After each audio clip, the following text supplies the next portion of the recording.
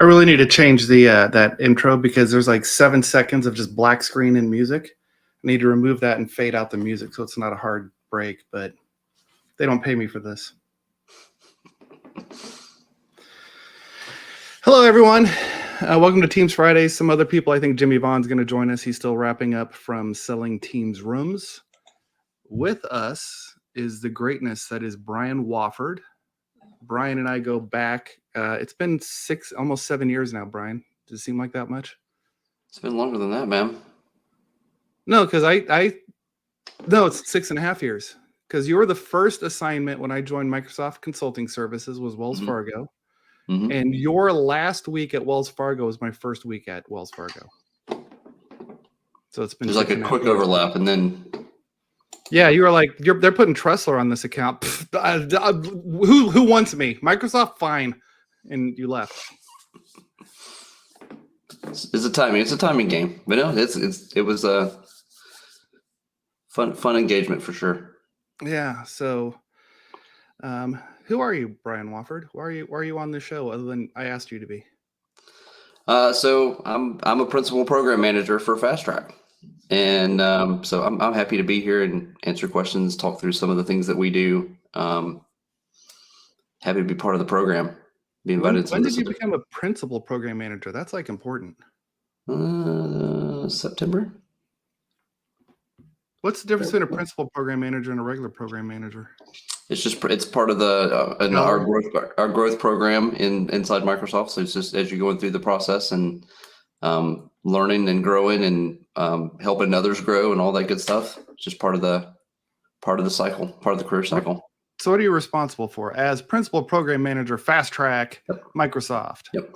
So my world sits within the team space. I've been in Teams since Link 2010 days, OCSR 2. So way back, and when I joined Microsoft, I was in the delivery team for Fast Track. So I did a lot of the work around Skype and helping customers move from Skype to Teams, Skype Online to Teams over the past several years. And then now focused in a lot on the phone side of the house, like helping customers to get phones enabled and using calling plans or Operator Connect or direct routing and all those things. So my role in Fast Track is basically I'm helping to put together the content and things that we deliver to our customers to help them get enabled, help them go through that process. So what is a Fast Track? Like what do you do? How do I get engaged with Fast Track? So it's fasttrack.microsoft.com is the quickest way into Fast Track, and you can go in and do a request for assistance, and basically your office license determines your eligibility for Fast Track. And we'll assign a team to you, and then we start working through with you to understand what you want to do. And Fast Track, our whole mantra is we are an enablement organization, so we're helping customers to enable their licenses that they've purchased for M365, and that could be Exchange, it can be SharePoint, it can be Intune, it can be Viva, it can be Teams, like any of those aspects that are in that license. That's what we help with. Yeah, and as a customer, how much am I paying you? Like, is it hourly? Is it part of my contract? It's part of the license, so it's included as part of your license purchase. So you can go in and just go in and ask for assistance and work with our team to go through again whatever you need help enabling. That's where we come into the mix. And so what I'm hearing is like Teams, it's free. No, it's free. I mean, Teams was just added as a feature. I mean, it was just right. Hey, here's Office. You get the Teams now. Yeah. Free. Yeah, and I think a lot of it for us is again, it's helping customers go through that. Sometimes especially when you're starting to think about phone can be complex, especially if you've not done anything in the phone arena before. And so a lot of what we're doing is helping customers understand, this is how I did it in my legacy, telephony platform. This is how I do it in Teams. Or, maybe they need help with setting up, dial plans, or how do I acquire a number? How do I port a number? What are the things that I need to think that I think of in terms of those arenas? So that's the big piece of it is helping customers get the guidance that they need to turn up what they need to, or what they're trying to figure out their final states. Hi, Jimmy. You joined us. Hey guys, yeah, and Brian, you were talking about phones. I get the question all the time in regards to Teams rooms. how do I get a phone number into Teams rooms? How do I do this? I mean, it's a common thing. And while you think that, oh, well, I know how to do things. All right, well, how do you get your PBX that you had on-prem or something that was legacy or something like that? How do I get that into the Microsoft world, and how do I actually do things? So it's while it seems like a simple thing, Brian, you know, and I know, it can get complex very, very quickly, and it can get rather complicated to actually dissect exactly what needs to be done. But that's where you guys really come in as the experts and can say, hey, we've been through this before. We've been through this, I don't know, a whole bunch of times.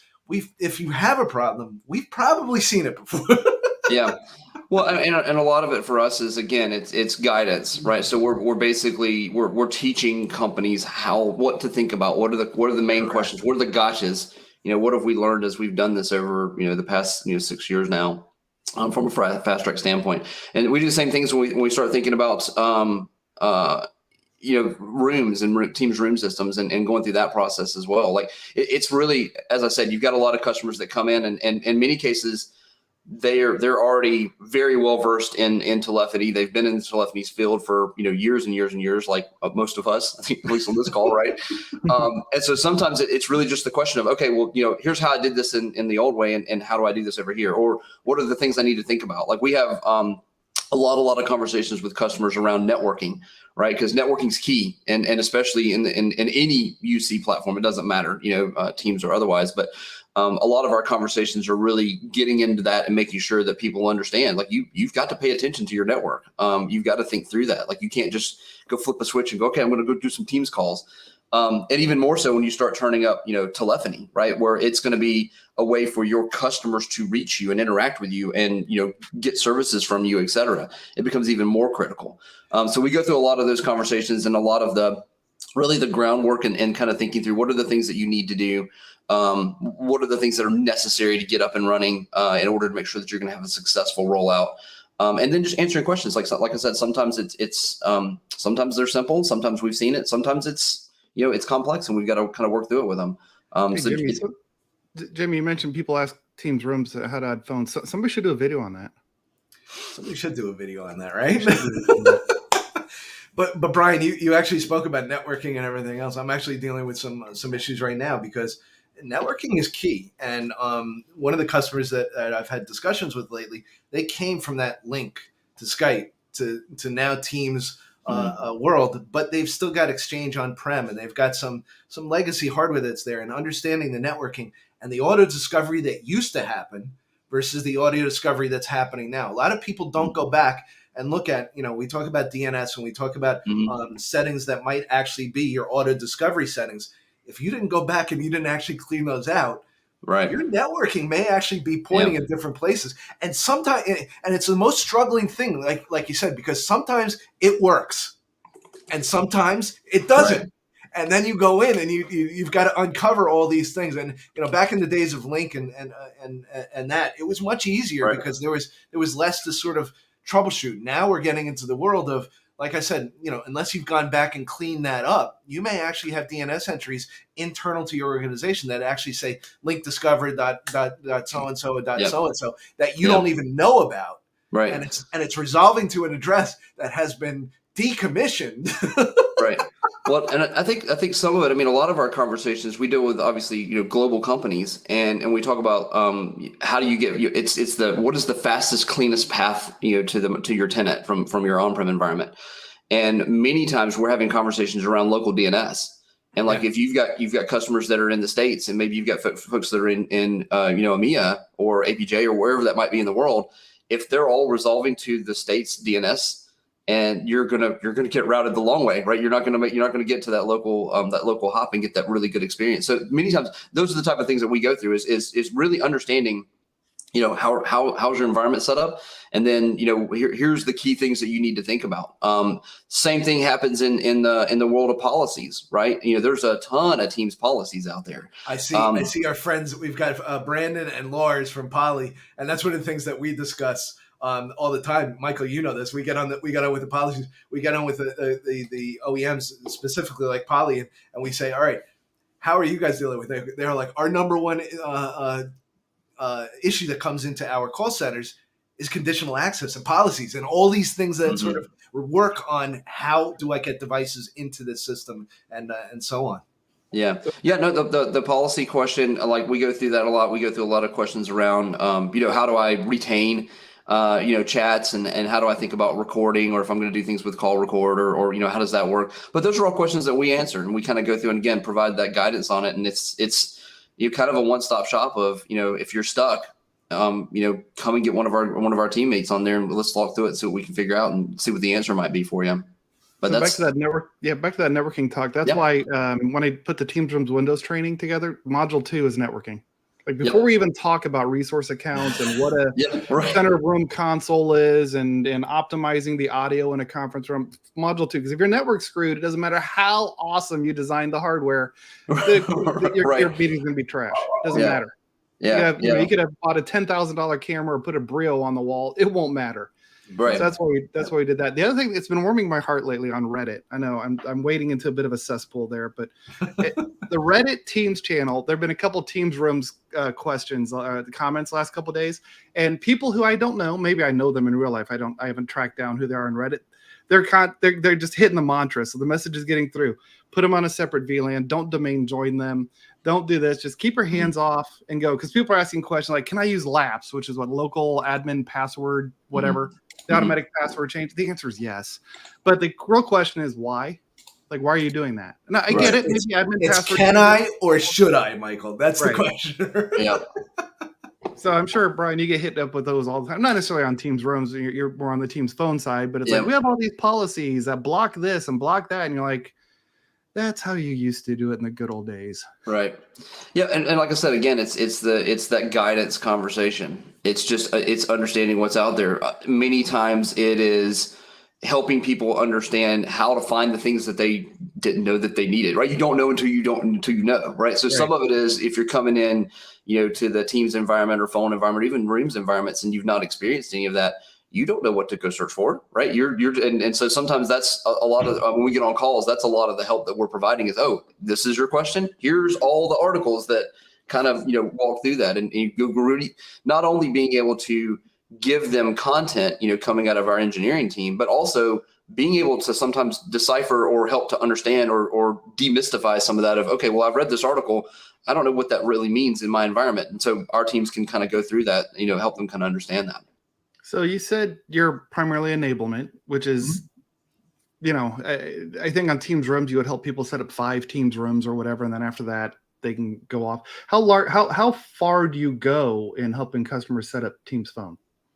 So phone for us is it's really until they're good, to be super blunt. Like if they need help and they go through the process of getting phones set up, we go through and we work through a standard process of, helping understand what their, what their POC environment is going to look like, what their pilot environment is going to look like, and kind of thinking through that of, what are the things you need to do? And usually what ends up happening is that as we go through it, and again, I use the word guidance, we think of it as kind of, teaching people how to fish. And then you get to a point where you go, okay, I understand enough about what I need to do. I'm good. I'm going to go off and do this on my own, or I'm going to bring somebody in to do it for me if I don't want to fish. But Fast Track's there. I mean, and what we typically see is that customers will get started. We're heavily involved in onset of helping to as I said earlier, understanding policies, understanding how to configure things, understanding if I'm going to do number reporting, what is all that going to look like. And then we're still there, 6 months down the road when they say, I've got a question. They can come back and re-engage and, bring somebody else in and bring one of our teammates back in to kind of help with maybe they got a one-off question or something like that where they get, a little further. Or, if they're doing multiple sites with phone, most customers go site by site, physical location by physical location. And then that might be maybe you run into something you didn't expect at a site and you have a question about that. We can be brought back in to help there as well. So where do you guys stop? And at what point are you providing tech support, or at what point do you say call customer support services? Here's the 800 number. Yep. This is beyond, beyond your scope. Yeah, it's not tech support, right? So we're not tech support in that regard. But our teams are going to try to help and go through the process if we've seen it. Again, a lot of what we're doing is it's guidance, it's onboarding guidance to try to help to think through the things that need to be done. Do we engage with helping customers troubleshoot things? Absolutely. Right. But there's also where we are connected, if they've got, already got connections into support or things like that, we can bring support in. We can help with support. Sometimes it's I've been on calls where we're helping support understand the environment because we've got a better picture, versus you think about from the support standpoint, they get a ticket and they go, oh, I'm solving this one problem. We can actually help provide commentary and color around that of saying, oh, well, here's the environment, here's what they're trying to do. And sometimes that's that's the benefit there that you see. So I had some visibility into the POC work you did with Teams Rooms. Mhm. And I think there was a massive discount on the hardware for the first 5 or whatever because you need the hardware to get going. Is there similar on Teams Phone? If I need to get some handsets, is there a discount? Are we getting some free ones? Or so for us, it's just the engagement for the guidance, and just engaging with Fast Track to help understand, what do you need to do to onboard? What do you need to think through? So we're not going to go through and help you procure devices or help you go pick devices or headsets or anything like that. We're going to talk through the why. Why do you need a certified headset? What are the things you should be thinking about? But we're basically agnostic in terms of vendors. We don't think about, we're not going to recommend one vendor over another. We're providing the guidance of how to get up and running, and all the things that are around that. And that same lack of direct guidance also applies to SBCs and other telephony. Yep. So the biggest thing for us is that we are a hands-off organization. So we're not going to go, jump on your SBC and config it for you. We're not going to jump in your tenant and do the configs that you need to do. What we're going to do is show you what needs to be done, right? And sometimes in the SBC world, that's even, getting you through the, the documents that are produced by our certified SBC vendors. And sometimes it's understanding what those mean, understanding what you need to do on the tenant side. And again, like I said, a lot of our conversations and our focus is really around the preliminary pieces, like making sure networking's good, making sure that you understand, if I need to do things with, guest access, for example, or I need to do things with policy or retention or governments, compliance, all of those things. We're talking through that with customers and helping them get that set up and get that running. What is the percentage, roughly, if you're allowed to share, of customers that are asking for help with just Microsoft calling versus direct routing versus Operator Connect? I don't know that there's percentages I can share. We see all of it. So there is across the board, there's customers that come in and they're doing, calling, they're doing Operator Connect, they're doing DR. A lot of what I see is that customers, if they already have been established in the telephony space, and you think typically larger customers are going to have some form of SBC already in play. They've already got some form of PBX in play. And so DR is typically the, where they're headed. Of around, trying to figure out, okay, what do I need to do to get this set up, to put Teams in as an endpoint, or maybe I'm moving from, one platform to the other, and I'm trying to move two teams from my existing, telco, PBX, et cetera. And then there's other customers that they're trying to move everything out of their data center, right? And they don't want anything on-prem. And so, maybe it's a hosted SBC model. Maybe it's they're moving to calling plan. Maybe they've got an agreements with their carrier already and they're doing Operator Connect. So it really spans the gamut. There's not really a more of one than the other that I see. We help all of that. And so, we look at it as it depends on what the customer's trying to accomplish. And those are the conversations that we have is, where are you? Where are you trying to go? And then how can we help you get there? And do you usually see a blend? Like we're going to take a little bit of calling and Operator Connect, or we're going to do direct routing and Operator Connect, or, or are people coming to you primarily for the proof of concept? Like, let's just get one thing going and then we'll worry about adding different connectivity options later. No, it really depends. I mean, a lot of customers, obviously setting up calling is the quickest and easiest, right? Because there's a handful of clicks. Operator Connect is right there with it, to be quite frank. If you've already got everything established, you've got a carrier. But DR is the most complicated. But at the same point, DR is also the one that a lot of folks gravitate towards because, like I said, they've already got SBCs on-prem. They've already got some form of telephony established, and they're just trying to see, hey, I want to move towards Teams. I want to use Teams for everything, inbound calls and whatnot. So yeah, I see it be across the board. Typically, you'll see customers come in if they're starting to do trials or pilots, then they typically lean towards calling, just because it's easier to start to play with, and then you start to, okay, well, if I can do this in calling and I understand the concepts of Teams Phone, then now I can apply that to OC, I can apply that to DR, wherever I need to go. And the most important question is, what is your favorite Disney movie? Ooh, that's tough. Newer Disney movie? Well, In any. any Disney movie. Wow. That's a good question, Tressler. What's it like? What's the DVD or the video cassette you played out and had to buy again? What's the go-to Disney film? What's the go-to Disney film for me? Is probably Toy Story. That's a good call. And probably just because that when that was coming out, that was such a technological masterpiece. Even looking back, what they accomplished in that movie is mind-boggling, and it set the precedent for all the stuff that we see in the Pixar realm today. Just because I'm a computer geek, and I when I saw that, it was more of the I want the movie's entertaining first and foremost, right? But it's also understanding all the things that are happening behind the scenes to make that when you start really crunching and if you've ever seen the spec sheets of the data that they were processing at the time. It was unheard of in the mid 90s for what they were accomplishing in terms of rendering. That's probably that one. And then my kids span the gamut. My little one loves Cars, all the Cars movies. Doesn't matter which one of those there are. Any of the Planes movies, all the Pixar stuff. But There's a Planes movie? Okay. Why not? Why not? Jimmy, you got a go-to Yes. Disney movie? I don't have a go-to Disney. When you said Disney movie, I was thinking Up.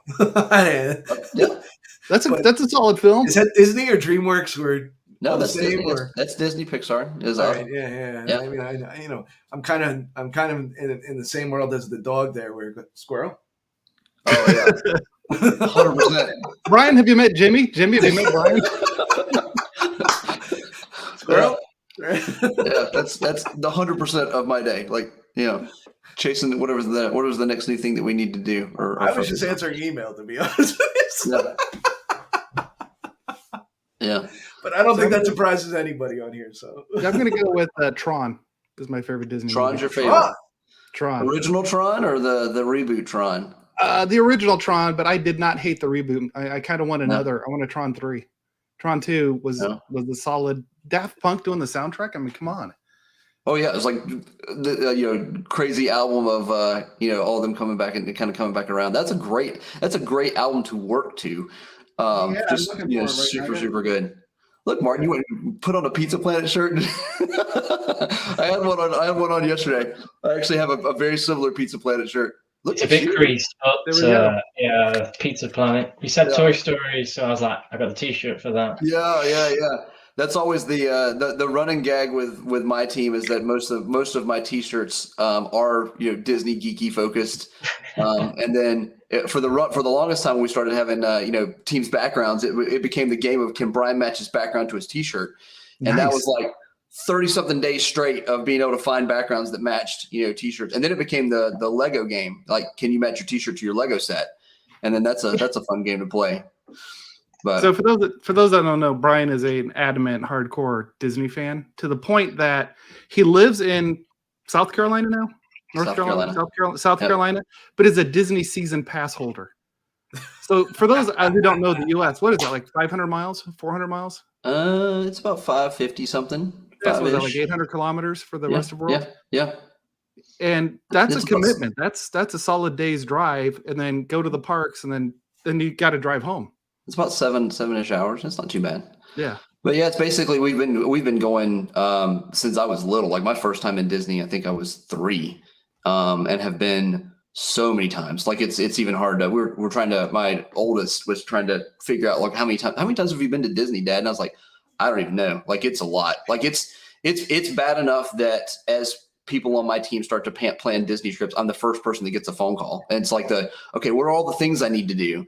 And we've had a couple of when we've been down there for conferences and we have like an extra day and we'll take a bunch of people to the park, and so it's always the what do we need to do with how do we get around the park, and and it's funny because it's passive knowledge now. I've done it so long that like it's literally you walk in the park and go, hey, where do I go to get a good hot dog? And like, well, there's like 3 or 4 places we can go to get a good it's craziness, but it's a lot of fun to take people to the park. And I think the biggest thing for me, honestly, being a Disney fan is watching other people's reactions, when they first come. Like if they've not ever been, I love being able to go with somebody that's not been or not experienced, even the new rides, going in and just watching that.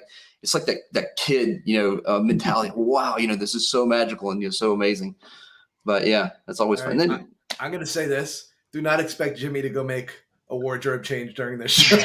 I'm just going to let everybody know Jimmy's in Wales today, so that's all that you get. Wales. I appreciate that you guys have Disney. Like, I didn't even know we're supposed to bring Disney shirts to the mix. So this happened at the Comms V-Next. Yeah. My luggage got lost between Chicago and Denver, so I ran to Walmart across the street at like 9 at night, just looking for a shirt that fits me. And it's like all these like, no, Toy Story, that works. Yeah, So that's why I have checkbox. That's fantastic. So I see there's a question in the chat really quick on qualifier for customer engagements. So the big thing for us is if they've got it's 150 licenses of their qualifying licenses. So if you go to fasttrack.microsoft.com, you can go see what the qualifiers are. From a phone standpoint, as long as they've got 150 phone licenses, we'll get involved and start working through that with the customer. 150 is kind of the bottom end of that threshold, and then obviously we work with customers up in the thousands, 10,000s, 100,000 seats in terms of enablement. So it's a pretty low bar to get in, and then again, going through the helps and going through the enablements and helping them go through that process of what do they need. And that's when we think about the phone system license being the qualifier. That means calling. They can do calling, they can do OC, they can do DR. Like it does. There's not a minimum of anything else that they need other than that phone system to get into the mix with us. That's a good question, Charles. Thank you. By the way, Martin, hello.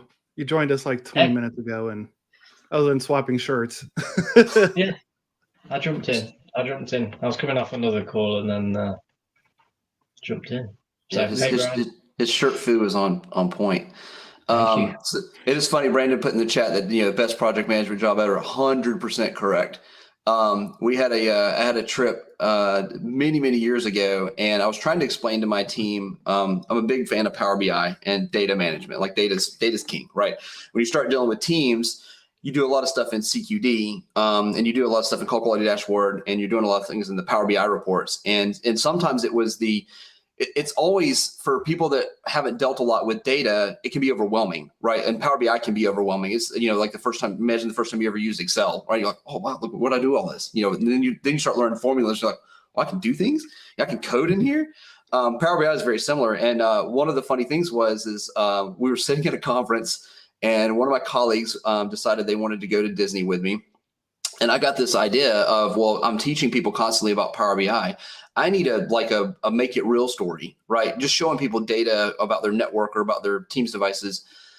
Is that interesting? Sure. And once you've seen it, because that's your job. That's what you're supposed to be doing, right? So we actually, this day in the park, we went to 4 parks in one day, which is crazy. We rode, the criteria was I want to ride every roller coaster in Disney in one day. And I was like, if anybody's going to pull this off, it's probably going to be me. So put your sneakers on, let's go for it. And as we're doing this, I'm tracking like wait times, because I got this idea in my head. Well, this is probably pretty cool data, and there's a story here, right? So as we're going through the park, I built data. I'm putting things in Excel as I'm walking around on my phone. Like, how long was I in line? What rides did we ride? How long? When did we transition between parks? How? Those types of things. And then what ended up coming out of this is I took step data off of a watch, and I took distance data.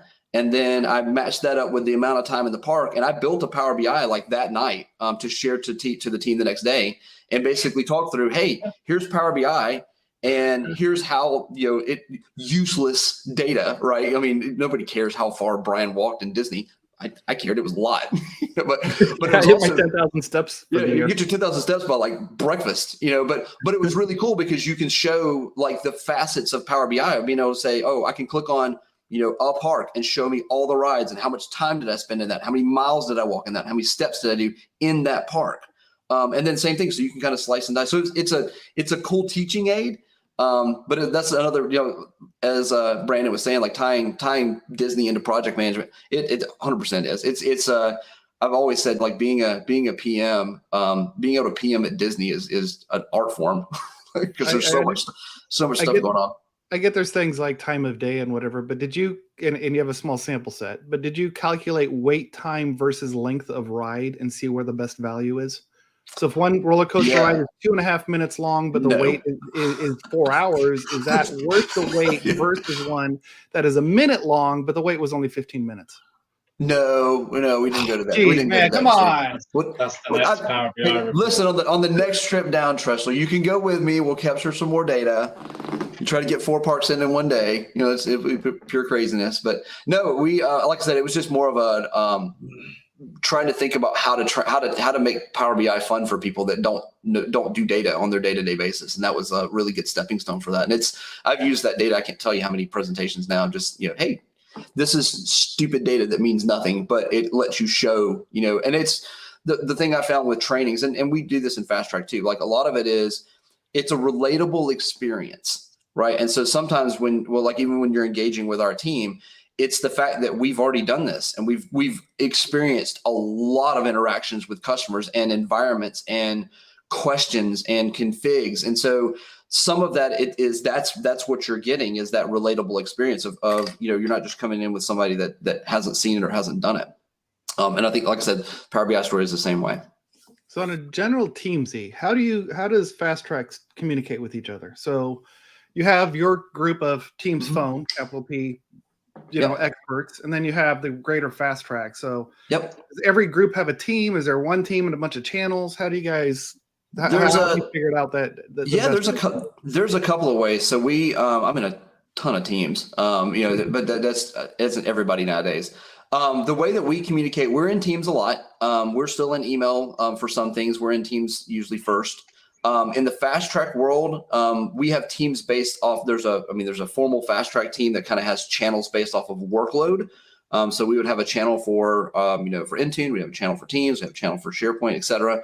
And that's where our teams communicate broadly about things. And then we've also got teams that are, so that's more of a public team, if you will, that people can come in and join and ask questions in. And then each of the workload areas typically has their own team, which is where we're interacting with, Teams Engineering is part of that team with us. Fast Track Engineering is part of that team with us. And so there's a lot of things that we do in that regard. It really depends, but it's also one of those where trying to make sure you're not, death by 1,000 paper cuts of being in so many teams at once. And so we've really settled on, we've got a couple of channels that all of our folks follow, our team SMEs follow and are subscribed to. And then people are posting things in there and getting answers, through that. But yeah, Teams is definitely in the forefront of all the stuff that we're doing.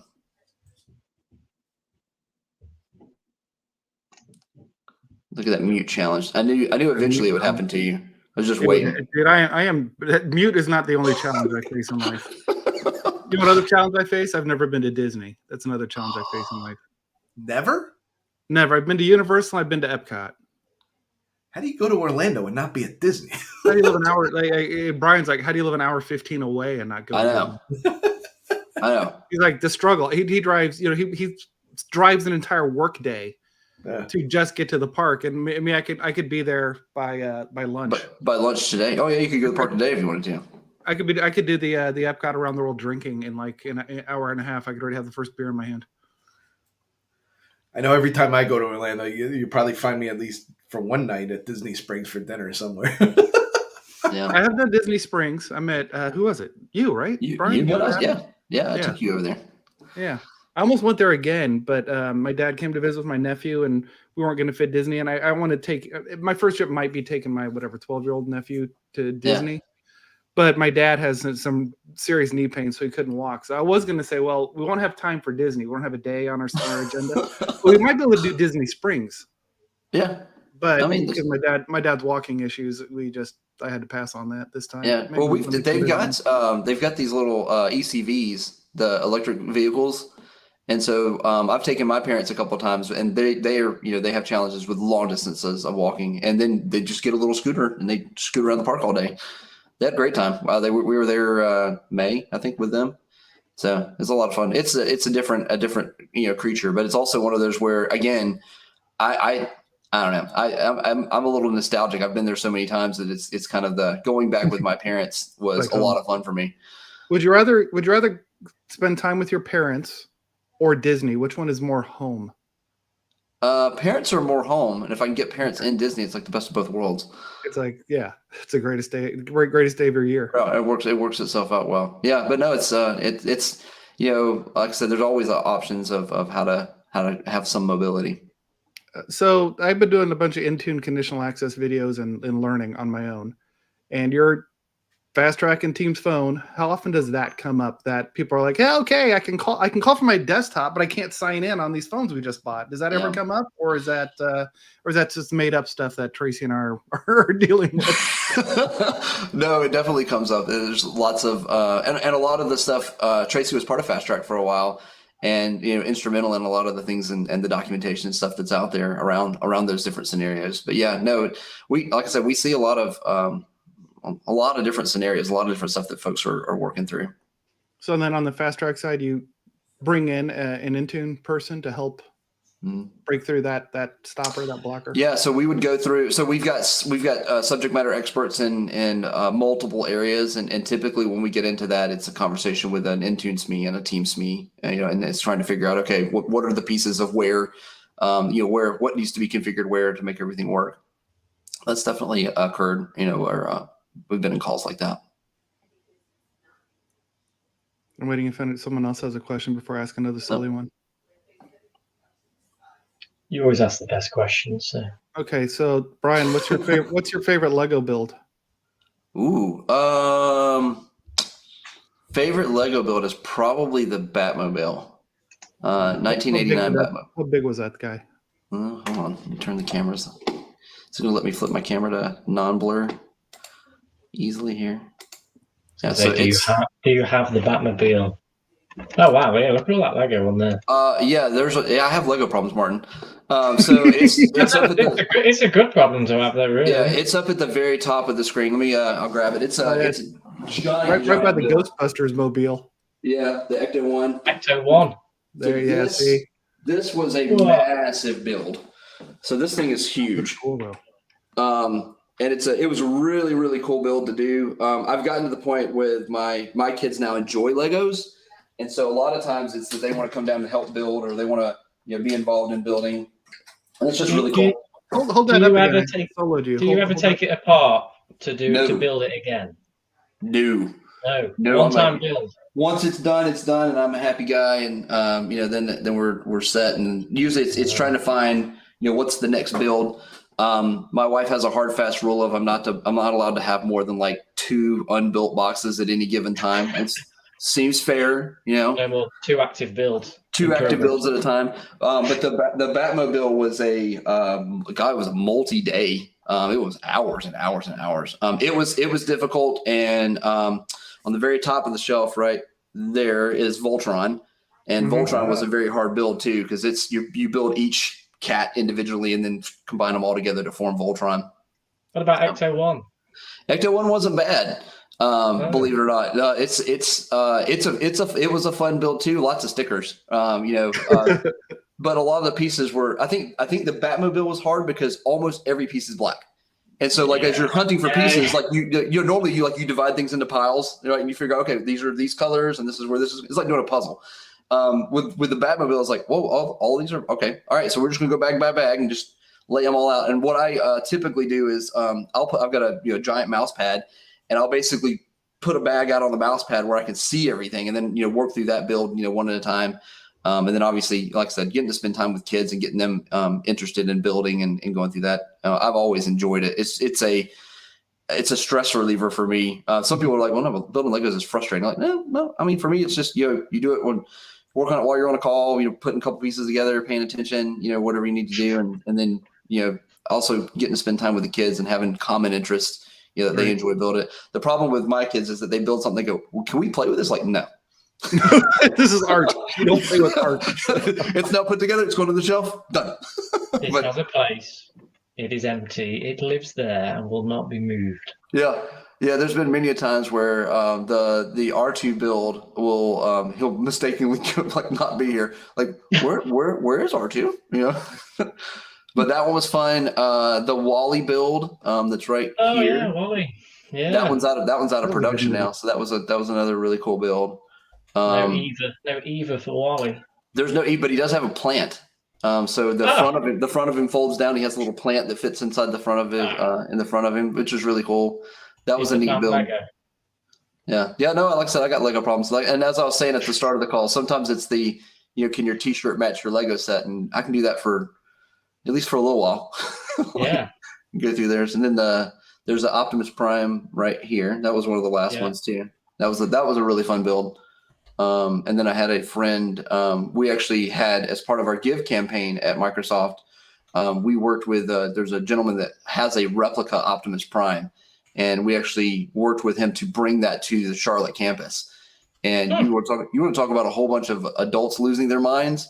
Yeah. How do you mean replica? Like full size? Like it's full size. It is a giant full size truck. And it is massive. It has a truck, like actual drives? An actual semi. Oh wow, okay. Yeah, actual semi. But it's really, it was really cool to do because he does an anti-bullying campaign, and so that's his, one of the things that he did, and he built it because he wanted to show, his son and brother and friends like that he was bullied a lot when he was little, and he's like, I've always wanted to build this to show that Optimus Prime represents the the good, and so he built this giant transfer truck. It is amazing to see, and then we've got a lot of the folks in the Charlotte office, they also all have Autobots. And so, you've got people that have Bumblebees. And one of the ladies that I work with has an Ironhide, which is a giant beast of a truck. And so they came for this Give event, and it was really, really cool, to get to go and see and kind of walk around and do that. But always the Transformers and stuff like that. But so where I was going is that on this shelf right here is a 3D printed Allspark. That I got at that event. There's a lady that showed up and she's like, I'm making these. And I was like, I didn't know that I needed that. I totally need one. I don't have one of those. So anyway. Like customers on Fast Track, they don't know what they don't know. They don't know. You didn't know an Allspark was a thing, and now I need that. I need an Allspark now. 3D printed Allspark. Yeah, it's pretty cool. They went through the whole process. It's weighted. So it weighs, it probably weighs about 3 or 4 pounds. Like it's got a basically like a weight inside it that's built in the middle of it. Really, really well done. But yeah, I'd expect the Allspark to be heavy, not light. Yeah. Well, that was their. But like I said, it was one of those where they're like, "Have you seen one of these?" And I picked. I was like, "How much is this?" Like I need one of these. It was the same thing with going to Disney and doing the lightsaber stuff. Like you don't know that as an adult you need a lightsaber until you go build your own lightsaber, and then. Well, at Comsverse, there was lightsaber training. Oh yeah, training. Yeah. Yep. That's fantastic. Yep. So Brian, anything we missed about Fast Track? I don't think so. Like I said, you guys have you got contacts through this group. I appreciate you having me on and kind of talking through it. Fasttrack.microsoft.com is the main entry point. And then, like I said, anything in the M365 world, from licensing standpoint that we can help with and go through.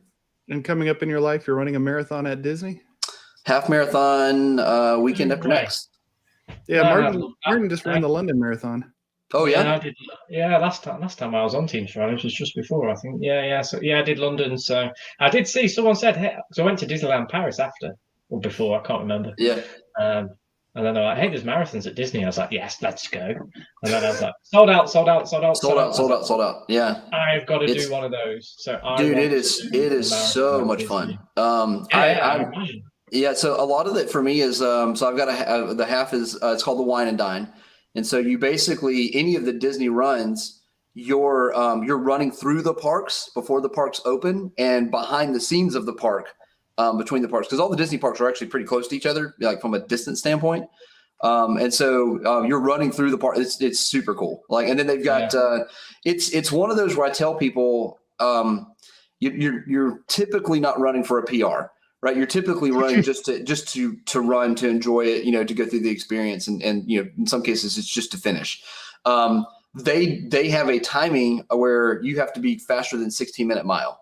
Like that's their only requirement. And I'm like, 16-minute miles, that's just a nice walk, right? I can almost walk 16 minutes if I really tried. If you really wanted to. I gave effort. But they're cool. I totally recommend them. Like I'm doing the half and then I'm doing the full in January, but they announce like 6 months out, I think, roughly. And so they usually sell out within minutes. Yeah, of people wanting to go. I'm gonna try. We went to Disneyland Paris with the family, and I was training for London. Yeah. It was a couple of weeks out, and then I was like, I managed to do a run. I had a long run. I was like, can I do a long run at Disney? I got 21 miles to do, and I was like, yeah, I'll just go run out in the French wilderness.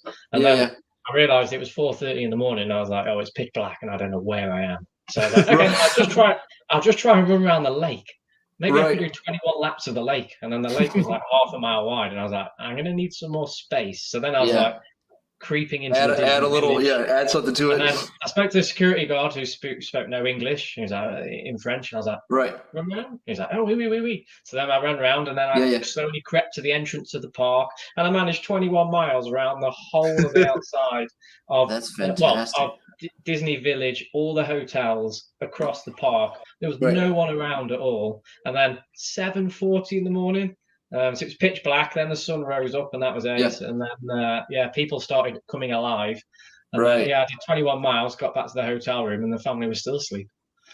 And then walked 21 miles throughout Disney that And afternoon. then I did a day at Disney. Right, and then a day at the park, which is easily over that. But it's a lot. I gotta do a marathon at Disney. That'd be so cool. Yeah, they're super fun. I think they're getting ready to start selling. The one that I haven't done yet that I want to is there's a Star Wars run, or used to be in May, and I think it gets ready to go on sale probably around Christmas time, if I'm right. But that's always a fun. That's a fun run because they do. You dress up. You can dress up on any of these Disney marathons. You can dress up anything you want to. I think running in a Jedi cloak might be difficult, but better than a stormtrooper outfit. Better than a stormtrooper outfit, 100%. But yeah, so they're a lot of fun though. I've always enjoyed them because you get to see the best one probably for you and for anyone is Princess Leia in the Jabba the Hutt cave. Just it's breathable, lots of room to move. Easy to run in, maybe. I don't know. Easy to run in. Maybe the skirt catches your legs a little, but Yeah, I mean, some of the costumes that you see, people go all out, for some of the some of the different things that they wear, to go run in, and it's just again because most people aren't doing it. It's not like running, Boston or London where you're genuinely trying to get a good time. It's just a fun experience. It's more about that than it is the timing aspect. Anyway, I need to jump to the next. Yep. I'm gonna wrap up. Thank you, Brian, so much for joining us. Fasttrack.microsoft.com. And it's free if you have 150 Teams phone licenses, or if you're into other technologies like Intune, Azure, there is stuff for all of that. Yep. Thanks everyone, and see you in 2 weeks. Yep. Thanks all. Thank you.